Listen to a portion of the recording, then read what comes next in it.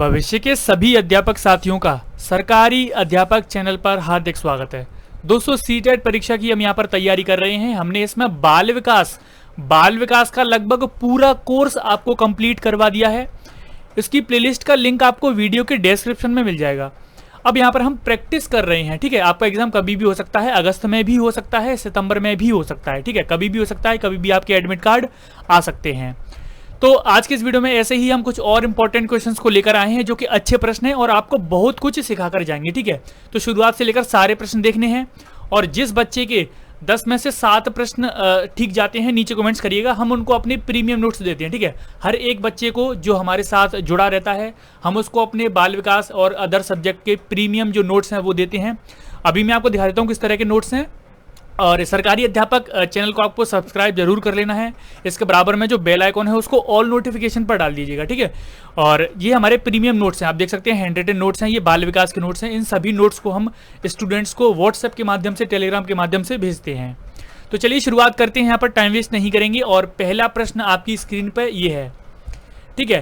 पहला प्रश्न ये है कि बाल केंद्रित शिक्षा यानी कि चाइल्ड सेंटर्ड एजुकेशन का समर्थन निम्नलिखित में से किस विचारक द्वारा किया गया। यानी कि इसमें पूछा गया है कि ऐसा कौन सा विचारक है, ऐसा कौन सा मनोविज्ञान है जिसने बाल केंद्रित शिक्षा को जन्म दिया। बाल केंद्रित शिक्षा का जनक किसे कहा जाता है, ठीक है।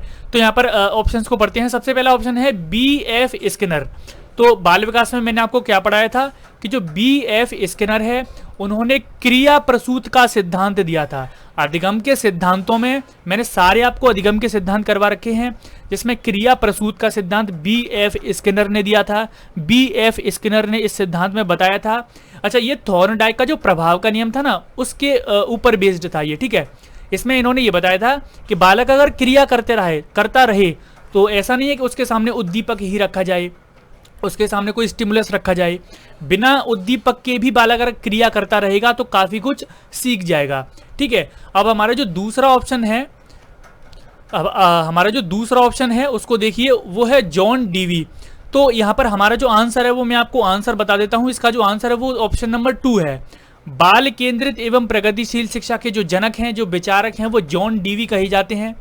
पूरे विश्व में बाल केंद्रित एवं प्रगतिशील शिक्षा को लाने का जो योगदान है वो जॉन डीवी को जाता है। इसके अलावा एक प्रश्न हम इसमें और पढ़ते हैं कि ये तो थी विश्व की बात। अगर हम अपने भारत की बात करें, अब अपने भारत में प्रगतिशील एवं बाल केंद्रित शिक्षा को कौन लेकर आया था, तो वो थे दोस्तों गिजुभाई बधेखा। तो गिजुभाई बधेखा के बारे में आप खूब पढ़ते होंगे, ठीक है। इनका जो सारा जीवन था बच्चों के लिए इन्होंने काम किया था, इसलिए इनको बाल गांधी बोलते थे। गिजुभाई बधेखा को क्या बोलते थे? बाल गांधी बोलते थे। और इनकी एक बहुत ज़्यादा महत्वपूर्ण पुस्तक है इनकी गिजुभाई बधेखा की, आप याद रखेंगे, दिवास स्वप्न। इसको इंग्लिश में बोलते हैं डे ड्रीम, ठीक है। दिवास स्वप्न इनकी पुस्तक है, तो ये भी आप याद रखेंगे, ठीक है। याद रखेंगे बाल केंद्रित शिक्षा को के जनक हैं वो जॉन डीवी कहे जाते हैं। भारत में बाल केंद्रित प्रगतिशील शिक्षा के जो जनक हैं वो गिजुभाई बधेखा कहे जाते हैं। अब तीसरा ऑप्शन देखिए, एरिक एरिक्सन। ये मनोसामाजिक विकास का सिद्धांत इन्होंने दिया था। चौथा ऑप्शन है चार्ल्स डार्विन। तो क्रम विकास का सिद्धांत इन्होंने दिया था। चार्ल्स डार्विन का सिद्धांत आप याद रखेंगे, क्रम विकास का सिद्धांत है। और जीववाद का सिद्धांत भी इन्होंने दिया था। इनकी एक बहुत ज्यादा महत्वपूर्ण पुस्तक है, ठीक है। उसी के लिए प्रसिद्ध थे। इसका नाम है ओरिजिन ऑफ स्पीसीज, ठीक है, जीव की उत्पत्ति। तो उसके ऊपर इन्होंने रिसर्च किया था और बहुत बड़े मनोवैज्ञानिक हैं ये। ओरिजिन ऑफ स्पीसीज इनकी विशेष पुस्तक है। तो ये चीजें आप याद रखेंगे, इसका स्क्रीनशॉट ले सकते हैं आप। आगे बढ़ते हैं अगले प्रश्न की तरफ। अगले प्रश्न में बोला गया है कि जो जॉन डीवी हैं उन्होंने समर्थित लैब विद्यालय के उदाहरण हैं। अच्छा, उनके द्वारा जो समर्थित लैब विद्यालय थे उसका क्या उदाहरण है? तो फैक्ट्री विद्यालय उन्होंने खोले थे, प्रगतिशील विद्यालय उन्होंने खोले थे, पब्लिक विद्यालय उन्होंने खोले थे, या फिर सामान्य विद्यालय उन्होंने खोले थे। तो देखिए जो जॉन डीवी हैं उन्होंने, अच्छा एक सबसे पहले तो ये बात आती है कि जॉन डीवी क्या है? प्रगतिशील शिक्षा के जनक हैं, बाल केंद्रित शिक्षा के जनक हैं। तो सबसे पहले तो हमें यहाँ से सीधा आंसर मिल गया कि प्रगतिशील विद्यालय ही खोले होंगे, और इसका आंसर भी यही है, प्रगतिशील विद्यालय उन्होंने समर्थित लैब की तौर पर खोले थे। अच्छा, जॉन डीवी ने कई सारे ऐसे विद्यालय खोले थे कि एकदम वो खुला, एकदम सभी इंसानों के लिए, मतलब कोई भी आओ उसमें कोई भी पढ़ो तो इस तरह के कई सारे सामान्य रूप से, सामाजिक रूप से कई सारे विद्यालय भी जॉन डीवी ने खोले थे। तो ये भी आप याद रखेंगे। आगे बढ़ते हैं अगले प्रश्न की तरफ। तो जो हमने अभी डिस्कस किया है वो प्रश्न भी है, बाल केंद्रित शिक्षा के क्षेत्र में निम्नलिखित में से किस भारतीय शिक्षाविद की भूमिका सर्वाधिक उल्लेखनीय है। तो जो बाल केंद्रित शिक्षा है उसमें सबसे ज़्यादा जो काम किया है, सबसे ज़्यादा जो नाम आता है वो गिजुभाई बधेका हैं, ये आप याद रखेंगे। ठीक है, देखिए बुनियादी शिक्षा के बारे में पढ़ते हैं, जब हम गांधी जी के बारे में पढ़ते हैं तो बुनियादी शिक्षा यानी कि बेसिक शिक्षा का उन्होंने वो दिया था कॉन्सेप्ट। इसके अलावा रविन्द्रनाथ टैगोर की जब हम बात करते हैं तो बाल विकास में एक चीज़ आपको याद होगी, जो हम NCF 2005 पढ़ते हैं, NCF 2005 पढ़ते हैं, तो NCF 2005 की जो संकल्पना है रविन्द्रनाथ टैगोर जी के एक निबंध से ली गई है। तो उस निबंध का नाम आप नीचे कमेंट्स करके बताएंगे कि रविन्द्रनाथ टैगोर के किस निबंध से NCF 2005 की संकल्पना ली गई है। ठीक है, और इसका जो आंसर है बाल केंद्रित शिक्षा का जो भारतीय शिक्षाविद हैं वो गिजुभाई बधेका हैं। आगे बढ़ते हैं। डैश शिक्षा के अंतर्गत पिछड़े हुए और मंदबुद्धि तथा प्रगतिशील बालकों के लिए शिक्षा का विशेष पाठ्यक्रम देने का प्रयास किया जा रहा है। तो ऐसा कौन सी शिक्षा है जिसके अंतर्गत हम पिछड़े हुए और मंदबुद्धि और प्रतिभाशाली बालकों के लिए विशेष पाठ्यक्रम देते हैं? तो जो हम पढ़ रहे हैं वही है इसका आंसर, बाल केंद्रित शिक्षा। ठीक है, बाल केंद्रित शिक्षा में क्या है, बालक के अनुसार पढ़ाना होता है, चाहे वो पिछड़ा हुआ हो, मंदबुद्धि हो, चाहे वो प्रतिभाशाली हो, सभी के अकॉर्डिंग हमें विशेष पाठ्यक्रम तैयार करना होता है। जो पाठ्यक्रम हम तैयार कर रहे हैं वो सभी को टारगेट करना चाहिए, पिछड़े बालकों को भी, मंदबुद्धि बालकों को भी और प्रतिभाशाली बालकों को। ठीक है, तो उसमें पढ़ते हैं हम बाल केंद्रित शिक्षा के अंतर्गत। और ये आपको बताइए प्रगतिशील शिक्षा जो हम अभी पढ़ रहे हैं, और ये आप देख सकते हैं सर्व शिक्षा। तो ये तो एक अभियान है जिसमें सब पढ़े सब बढ़े का नारा दिया गया था, तो इसके बारे में कुछ अभियान, उनके बारे में भी अलग से वीडियो में चर्चा करेंगे। अगला प्रश्न देखिए, इंपॉर्टेंट है। एक बाल केंद्रित कक्षा में बच्चे सामान्यतः सीखते हैं, बाल केंद्रित शिक्षा में बच्चे किस तरह से सीखते हैं, तो ये प्रश्न है, तो इसको पढ़िए ध्यान से। तो वैयक्तिक और सामूहिक रूप से, मुख्य रूप से शिक्षक से, वैयक्तिक रूप से या फिर समूह में। अब देखिए दूसरा ऑप्शन देखिए, बाल केंद्रित जब शिक्षा है तो उसमें शिक्षक से नहीं सीखेगा बालक, बालक स्वयं से सीखेगा, और स्वयं से सीखेगा तो स्वयं से भी सीख सकता है और समूह बनाकर भी स्वयं से सीख सकता है। अब देखिए तीसरा ऑप्शन क्या है, व्यक्तिगत रूप से, चौथा है समूह में।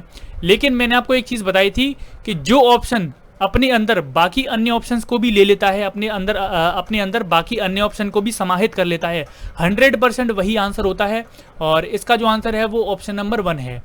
बाल केंद्रित शिक्षा में बच्चे व्यक्तिगत रूप से भी सीखते हैं और सामूहिक यानी कि समूह बनाकर समूह में भी सीखते हैं। ठीक है, टीचर से नहीं सीखेगा, केवल व्यक्तिगत रूप से नहीं सीखेगा, ना ही समूह में केवल सीखेगा। ठीक है, याद रखेंगे, इसका आंसर 1 है।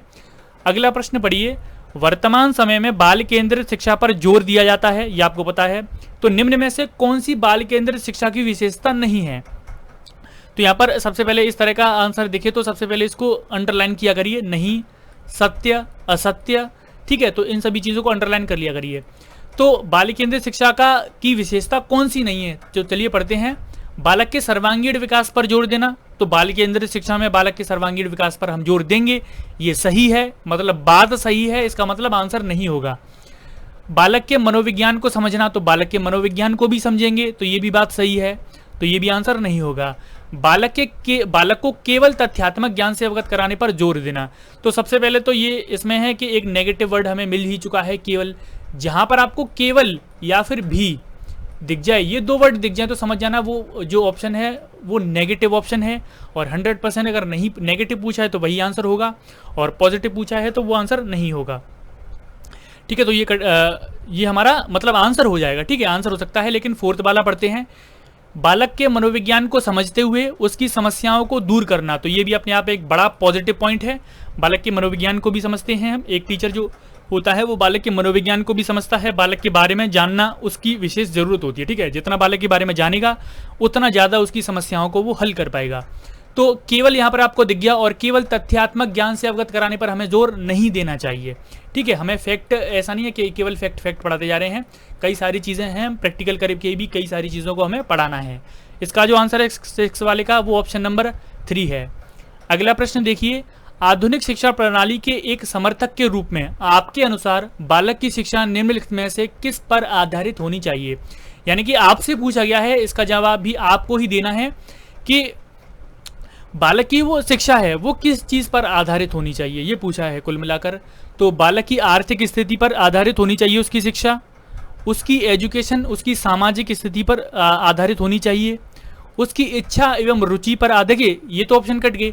बालक की जो एजुकेशन है कभी भी उसकी आर्थिक स्थिति पर नहीं होती, उसकी सामाजिक स्थिति पर भी नहीं होती, लेकिन ये हमें जो आंसर है वो थोड़ा ठीक ठीक लग रहा है, क्योंकि बालक की इच्छा और रुचि पर आधारित होनी चाहिए।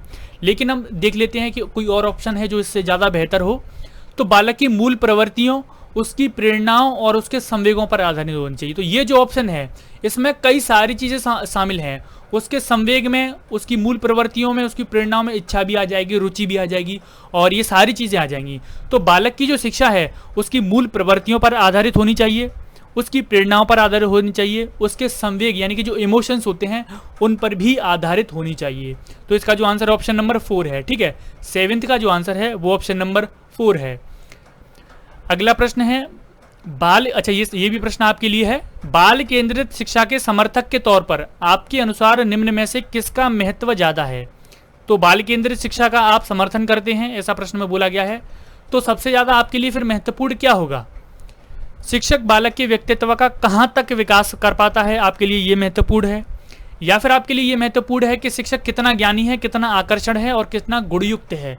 तो ये ऑप्शन तो ऐसे ही कट गया। शिक्षक कितना भी ज़्यादा ज्ञानी हो, आकर्षक हो, उससे कोई फर्क नहीं पड़ता। ठीक है, शिक्षक अपने विद्यालय को कितना अधिक भव्य दर्शा पाने में सक्षम है, मतलब अपने विद्यालय को एकदम भव्य सुंदर बना ले, उसको सजा दे, तो ये ज़्यादा इंपॉर्टेंट है, ये बिल्कुल भी इंपॉर्टेंट नहीं है। शिक्षक की पहचान का दायरा कितना विस्तृत है, उसकी पहचान कितनी है, शिक्षक बहुत ज़्यादा पॉपुलर है, बहुत ज़्यादा पहचानते हैं लोग उसको, तो ये बहुत ज़्यादा इंपॉर्टेंट है, तो ये भी इंपॉर्टेंट नहीं है। तो ये 3 ऑप्शन हमारे कट चुके हैं। इसका मतलब क्या है, हमारा जो आंसर ऑप्शन नंबर 1 ही होगा।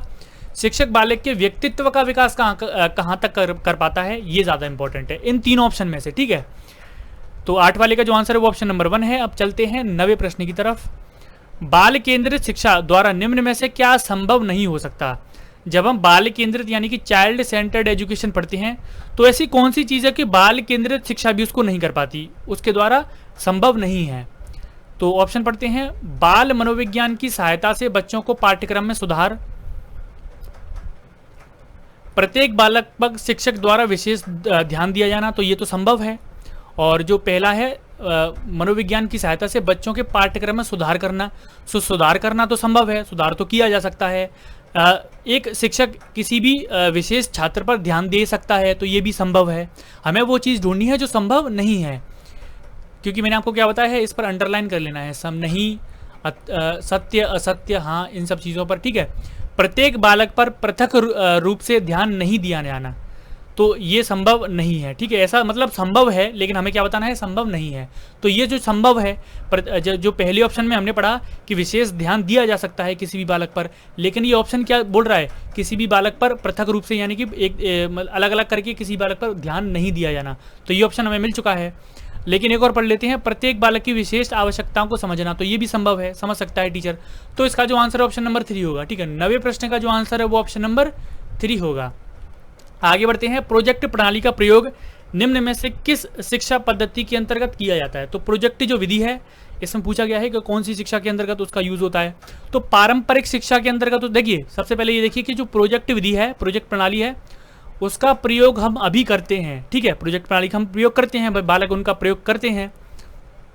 और अभी हम कैसी शिक्षा पढ़ रहे हैं? प्रगतिशील शिक्षा। तो हमें हमारा आंसर यहीं पर मिल चुका है। पारंपरिक शिक्षा और वैदिक शिक्षा में हम प्रोजेक्ट जो मेथड है उसको नहीं करते थे, और इनमें से कोई भी, मतलब ये भी कट चुका है, ये भी कट चुका है, ये भी कट चुका है। तो प्रोजेक्ट जो विधि है वो प्रगतिशील शिक्षा में के अंतर्गत कार्य करती है। ठीक है, अब मैं आपको थोड़ा सा प्रोजेक्ट विधि के सोपान बता देता हूँ। एक बार प्रश्न पूछा गया था कि प्रोजेक्ट विधि के सोपान कितने हैं, केवल नंबर ही पूछ लिया गया, तो वो मैं आपको बता देता हूँ। तो ये है आपकी प्रोजेक्ट विधि। प्रोजेक्ट विधि के कुछ स्टेप्स होते हैं जिन स्टेप्स की मदद से प्रोजेक्ट विधि पूरी की जाती है। जैसे सबसे पहले जो सिचुएशन है वो क्रिएट करनी पड़ती है एक टीचर को, यानी कि परिस्थिति उत्पन्न करना। प्रोजेक्ट विधि के अंदर क्या है, एक टीचर परिस्थिति उत्पन्न करता है जिससे बालक कार्य करने के लिए या फिर उसमें शामिल होने के लिए सक्रिय हो जाएं। ठीक है। तो परिस्थिति सबसे पहले उत्पन्न की जाएगी, फिर योजना का चयन किया जाएगा कि किस तरह से काम किया जाएगा, और उद्देश्य का स्पष्टीकरण किया जाएगा कि इसको हम जो काम करने वाले हैं, जो कार्य करने वाले हैं, उसका उद्देश्य क्या है। फिर प्रोजेक्ट का नियोजन किया जाएगा, यानी कि उस प्रोजेक्ट का सारी चीज़ें एकत्रित की जाएंगी कि कौन क्या काम करेगा, क्या क्या चीज़ें इसमें आवश्यक हैं, तो वो सारी चीज़ें की जाएंगी, ठीक है। प्रोजेक्ट का क्रियान्वयन है, यानी कि फिर उस कार्य को, उस प्रोजेक्ट को करके देखा जाएगा, यानी कि जो भी प्रैक्टिकल हम कर रहे हैं तो उस प्रैक्टिकल को करके देखा जाएगा। प्रैक्टिकल करने के बाद उसका मूल्यांकन किया जाएगा कि जो रिजल्ट हैं वो कैसे रहे हैं, नेगेटिव रिजल्ट रहे हैं या फिर पॉजिटिव रिजल्ट रहे हैं, अब उसको आपको रिजल्ट मिल जाएगा, ठीक है। उसके बाद आप रिपोर्ट तैयार कर दोगे। रिपोर्ट तैयार करने का काम हमेशा बाद में होता है, इसको याद रखना, ठीक है, रट लेना। रिपोर्ट तैयार करने का काम हमेशा बाद में होता है। सारी चीज़ें जब हो जाती हैं, रिपोर्ट उसके बाद तैयार की है। जैसे जो डॉक्टर है वो पेशेंट का जो है चेकअप कर लेता है, सारी चीज़ें करने के बाद उसकी रिपोर्ट तैयार करता है, ठीक है। तो ये भी आपको याद रखना है। तो दोस्तों ये कुछ इंपॉर्टेंट बाल विकास के प्रश्न थे। उम्मीद करता हूँ कि आपको काफ़ी कुछ यहाँ से सीखने को मिला होगा। अगर आपको यहाँ से कुछ भी नया सीखने को मिला है तो इस वीडियो को लाइक जरूर करना है, अपने दोस्तों के साथ शेयर जरूर करना है। पहली बार आए तो चैनल को सब्सक्राइब जरूर कर लेना है। धन्यवाद।